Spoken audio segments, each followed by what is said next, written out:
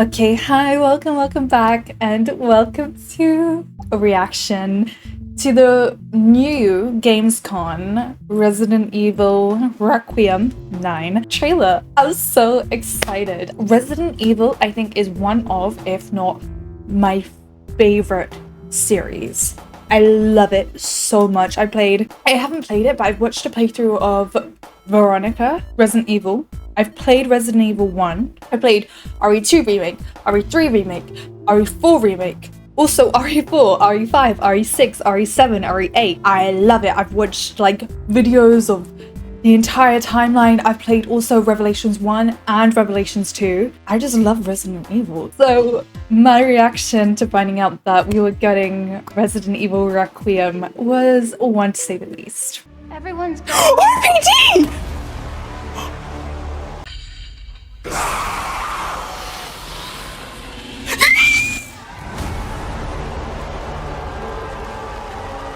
I didn't believe it until I saw the RPG because I was not gonna get myself psyched up for something only to be let down. Like I had been for the past few times within the entire event. If you wanna go watch it, the video is up on my channel. But today we're gonna be watching Requiem. I was so excited. I haven't seen this yet. I was literally surprised that it's a thing. Yeah, give it a watch.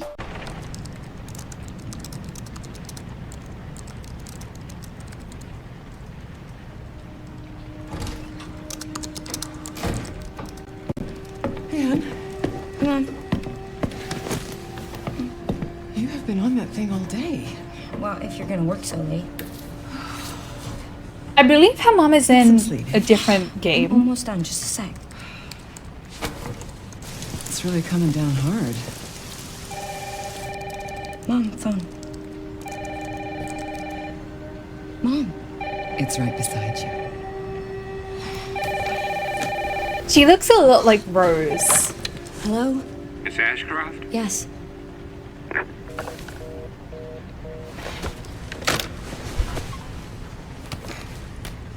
Who was it? Dunno. They asked for Miss Ashcroft and then they hung up on me. Rude. What the? They're coming. That's Chris, terrifying. We need to go. Go where?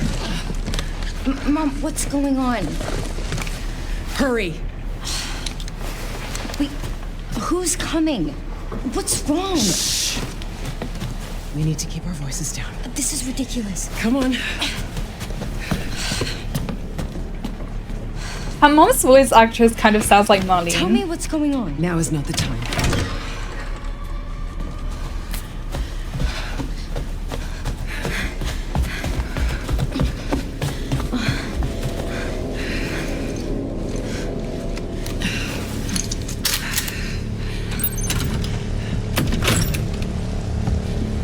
Stay close. Mom, wait! Grace, keep moving.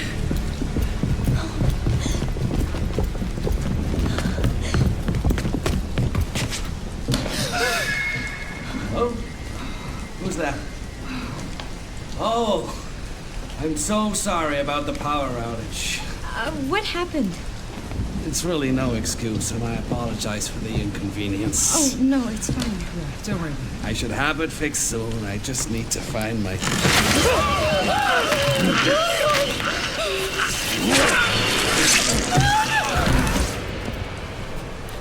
Come on in, Grace. Grace, look at me. Grab my hands. Okay, look at me. Look at me. In. Oh my god, is there something above her? Breathe in. And out. Oh, Grace. I promise you, I will explain this all to you one of these days.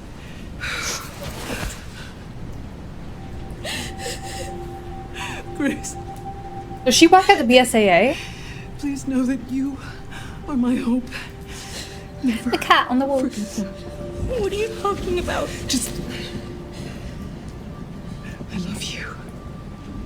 I'm honestly not too familiar or sure with the mom's background. I'm scared. No. We need to find a way out of here now. But we don't have any of our stuff. We can come back for it later, Grace.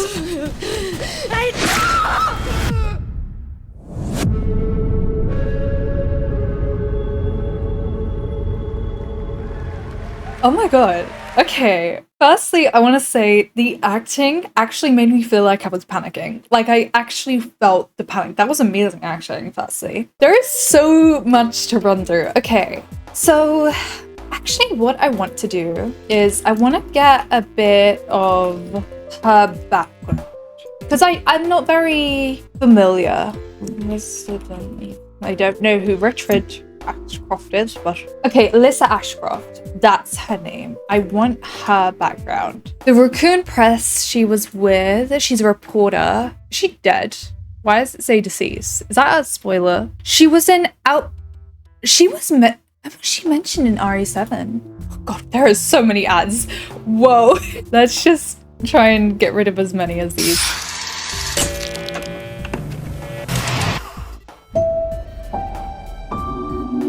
What is it? I don't know what that was, but that's scary. So she's playable in Resident Evil Outbreak, RE Outbreak File 2, and she's mentioned in RE7. Do I know this game? This was a PS2 game. Ah, it was the first Resident Evil to feature an online multiplayer mode. What is, like, the plot? It's, you're not giving me a lot to work with here. It starts inside Jay's bar, around a day after Hunk's team is wiped out by the G-mutated William Birkin. Attack ended up unleashing the deadly T-virus into the sewers. Curious rats and cockroaches drank the green media coming from broken vials, thus becoming infected. Why does that have a capital T? The sewers ecological system collapsed soon after due to a battle for food between T-mutated rats and cockroaches, with rats being pushed out into the city's water reservoir, contaminating drinking water with the T-virus. It takes place over 5 different scenarios during the early hours of Raccoon City's destruction incident. The connections are mostly unclear between the scenarios. At Jack's bar, 10 ordinary people are drinking, eating, thinking, solving crossword puzzles, sleeping, working, and running away. Most aren't paying attention to the Raccoon News Network coverage on disturbance at the football game between Raccoon Sharks and Old Court Thunders, apparently caused by a single spectator. Even with 50 police officers sent to the scene, no one seems to care about it. Meet Bob, Mark's friend. He's not feeling so well for unknown reasons. He doesn't want to eat, he's coughing and trying to get rest. Meanwhile, a new customer enters the bar. A strange customer at first seems to be someone drunk, shaking and barely able to walk. He is greeted by Will, the bar's cook and barman, only for him to be attacked seconds later with a bite to the neck. Now the street outside is in complete chaos, with people running and screaming for help. Among the others, like the drunk guy, distinguish themselves. Their behavior is cannibalistic. They seem to seek living human flesh. The group runs upstairs in search of a way out. Bob's condition worsens and now he is unable to walk on his own. When they reach the building rooftop, Bob can no longer move anymore. After a sort of talk with Mark, he either can take his own life or turn into a zombie, depending on the difficulty. Interesting. There's an announcement. Attention everyone, due to the riots in progress, this area will be closed off soon. Please proceed to this checkpoint immediately. If you do not leave the area in time, we cannot guarantee your safety. After listening to the announcement, the survivors head to the neighboring apartment building by jumping the space between them. They found an elevator that leads to the building's first floor and then to the chaotic city streets. The survivors run into Raymond Douglas, RPD's acting chief. After a sort of talk, they decide to help Douglas in blocking up the street with police cars. With the zombies still coming through the back barricades, Douglas leads the survivors into an alley only to find a wooden double door blocking the path to the canal. After blasting it with a shotgun, Raymond tries to buy the survivors time by killing the zombies that were following them. He's attacked by surprise after having spotted a tanker nearby. As he's about to die, his last words are to instruct the survivors to leak the gas and set fire on it to stop the upcoming horde. Survivors light the gas on fire and jump into the canal leading to the sewers. They find a manhole soon after, which leads them in front of Apple Inn Hotel, where Dorian and 2 other survivors wait. After a brief talk, Dorian takes the survivors into his Raccoon SWAT van, but is forced to stop just a few meters away due to a crater on the road. At Main Street, Elliot, Eric, and Harry are carrying out an emergency operation, blow up the street using explosives in order to destroy a horde of thousands of zombies. Operation ends with success. Later, RPD reinforcements arrive to provide assistance and help injured. At dawn, US Army troops arrive in city limits with the excuse of radioactive waste. On September 24th, the city is placed under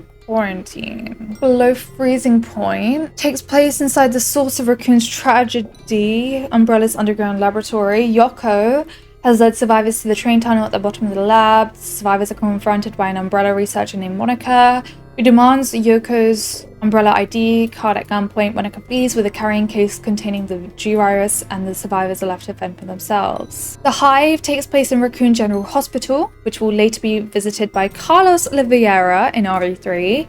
The survivors are holed up on the hospital's third floor while a doctor named Hirsch attempts to restore power to the elevator. No sooner is power restored, however, when Hirsch is attacked by a writhing, coherent mass of leeches.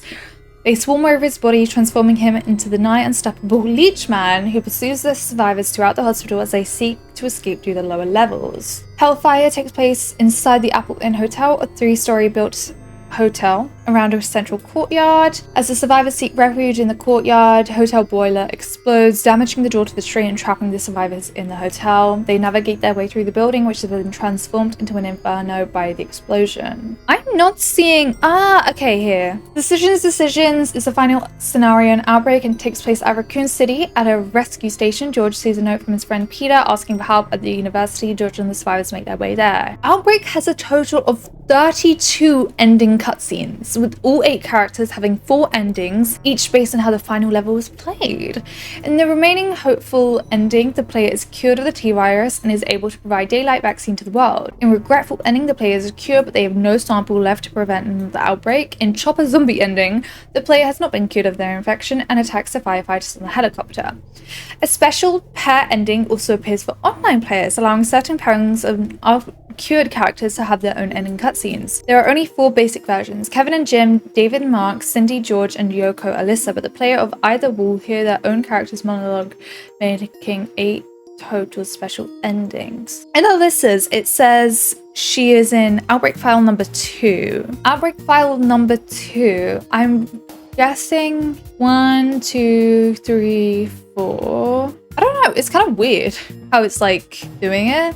When is it set then? You know what, maybe I should have just read hers. Maybe this will help. So, in May to June 1993, she joined the Raccoon Press as a journalist, where she became friends with a fellow reporter called Kurt, who was investigating suspicious activities at a private hospital in the northwestern Arklay Mountains. With recognizing Alyssa's talent, he recruited her to assist in the investigation. In the case, it is revealed an illegal drug testing scheme secretly sponsored by the Umbrella Corporation. Kat was ultimately killed by one of the patients, Dorothy, the wife of the hospital director, who had accepted Umbrella's offer to save the hospital from bankruptcy. After the incident, Alyssa's memories were apparently suppressed by an unknown party, likely Greg Muller, a chief researcher for Umbrella. In 1994, she reported renovations at Raccoon University. She also discovered that Greg had been promoted to lead researcher at the new facility. In 96, Alyssa covered a story about a heavily decomposed body discovered at the Ames River near where Kurt had been killed. The body showed traces of unknown chemicals. She suggested that a certain corporation might be illegally dumping chemical waste into the river. That is what we've read about in Outbreak, right? In 98, Alyssa received a tip about illegal activities at Raccoon Zoo, implicating its director, Elliot, in smuggling protected plants. She was not the only reporter pursuing the story. Ben was also investigating it, but ultimately lost out on the scoop. Later that year, robbery occurred at MacLeod's gun shop. Approximately $800 in cash and several firearms were stolen by Nathan and Samuel. The suspect was arrested by the Raccoon Police City Department, remaining in their cells during the events of desperate times. Why can I not speak? In the aftermath of Raccoon City, she wrote of her experiences in the city in an expose condemning the Umbrella Corporation with an article titled, "What is a BOW?" The article ignited the 5-year Raccoon trials and contributed to company's eventual downfall. The US government was successful in containing information relating to their involvement in the incident for a number of years prior to Terrorgia panic. The public opinion on the existence of bioweapons continued to linger in a grey zone between reality and urban mythology. Along with her efforts to expose further corruption, she had time to raise her daughter Grace, who would find a career in federal law enforcement. In 2016, she wrote an article for the Dulvey Daily, a local newspaper in Dulvey Parish, Louisiana, discussing the mysterious disappearances in the town over the previous 2 years. These disappearances became one of the only public accounts of the biological disaster there. A subsequent cover-up and quarantine of the affected region ended any search for the missing persons, and they were not listed among the dead. Alyssa, I guess this is new from the trailer. She was murdered during her investigation of the Wrenwood Hotel, which I guess is where they're staying. Her daughter Grace eventually becomes an FBI technical analyst and sought the truth of her death 8 years later. She looks the same. So that's a bit of background on Ashcroft. It makes sense, like this is definitely like a hotel. I think that this game can be played in both third person and first person. I don't necessarily know what I'd play it as. This is very like just big RE7, RE8 vibes. Maybe it's because, you know, I think it's actually also, that's a bit of both. Maybe it's just because it's first person, but definitely creepy. This guy, there are so many like theories as to who this could be. A big one is that it's Leon. I'm gonna call him Leo. I don't know, people think it's Leon. I don't really necessarily know. I scooch over to the end. Do we even see who like attacks her? No, so it is just the knife, which this is a knife. He didn't use a knife on the other guy, did he? Yeah, the knife. So I don't know who this is. I kind of hope it's someone that we already know. I don't know. I just think it's kind of cool. Like, be like, oh, it's him. What I will say is that obviously with RE8, we left off with a cliffhanger. Whether it's going to continue on with that, I'm actually not sure. Obviously, Chris and Mia are on the chopper. And is it Lobo or Umber Eyes? One of the two. It's basically like, this is a bioweapon. And the BSAA are using bioweapons, or were using bioweapons to send in to help with the whole Mother Miranda thing. And then they were like, oh, we're gonna go and sort that out. I don't know if this is necessarily gonna continue on with that, because I will say that whoever this is does look similar to the bioweapon that was on the chopper. If I can I get it up? No, you're not gonna give it to me. We'll go to my playthrough then. Yeah, so the whole thing was that the BSAA were like, we're sending in help.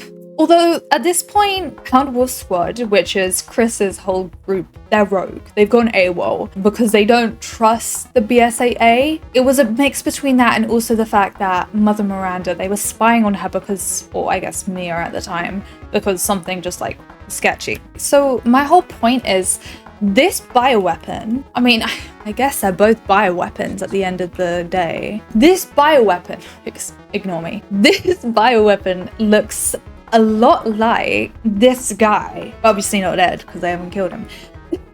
So I wonder, I mean, for me, I was really interested in that whole storyline. I'm trying to think date-wise how it would correlate. If we look at the wiki, we don't know when this takes place. Okay, hold on. Let me try and do some math here. Damn.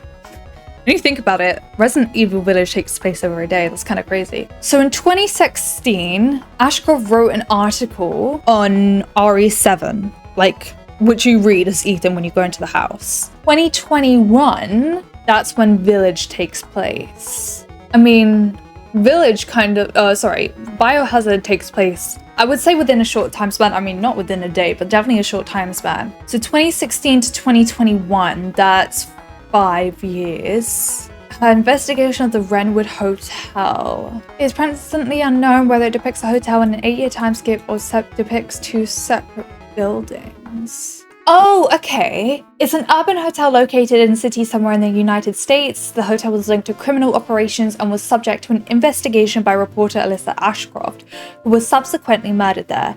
8 years later, suspicious homicide further led the FBI, including Ashcroft's daughter Grace, back to the hotel. Okay, so then I'm pretty sure that this definitely won't lead on with the events of RE Village, which kind of makes me sad because, I mean, even if we take into account that this whole thing happened in this year, that would still make it 2024. And obviously Village ends in 2021, so it's definitely not leading on with that. I don't know if we'll ever get closure with that then, to be honest. Which is a shame, because I really thought like that would be a cool connection. Shoes on the bed is the second scariest thing in the trailer. Yeah, I don't know. That was a kind of in-depth. I really wanted to get a good background on it though, because as I said, I'm not very...